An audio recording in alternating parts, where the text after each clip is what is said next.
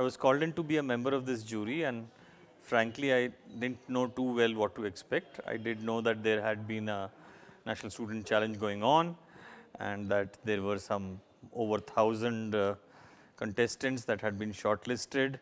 And so it is an honor to be part of the grand jury and see these 6 presentations and then discuss with my co-jurors and come up with this list of prize winners.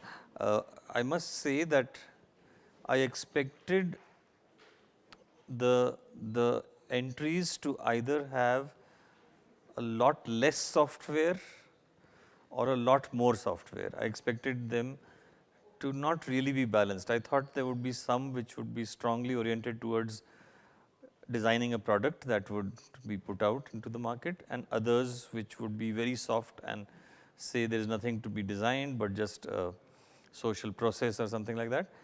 But I am pleasantly surprised that practically all 6 entries in the finals had a good mix of software and hardware.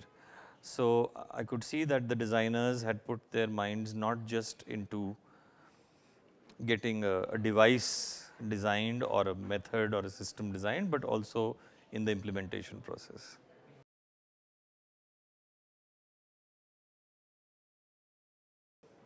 Well, I'd say the presentations I saw were all fairly relevant to 21st century urban India, directly or indirectly, and they were really looking at real problems, and quite a few of them had been informed from the ground up by field level work and research. And the solutions that they proposed were reasonably implementable.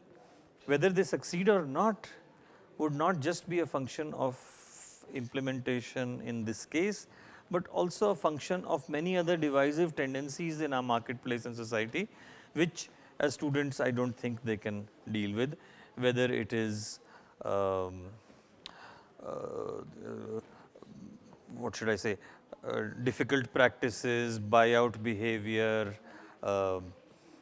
success being swamped by big money and power and so on. So these are difficult things to work with, and as one becomes an entrepreneur, one recognizes that these forces come into play even more in our society, our urban society, than it has been before.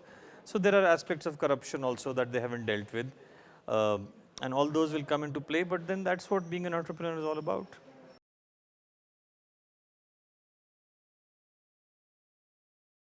Oh, a huge instinct for survival.